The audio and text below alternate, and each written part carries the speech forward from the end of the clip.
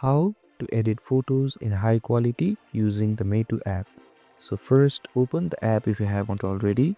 Then your home screen should look something like this. Here, tap on the photos option on the top of your screen and select the photo that you would like to edit.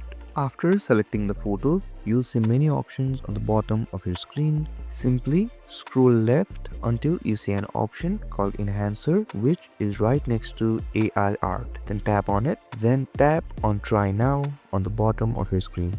And after you press Try Now, it will take a few moments. And these are some simple few steps you can follow to make your photos look ultra HD, and it is that easy. If you guys found this video helpful, don't forget to like, share and subscribe and hit that notification bell so you don't miss any of our videos. Thank you so much for watching and I'll see you guys next time.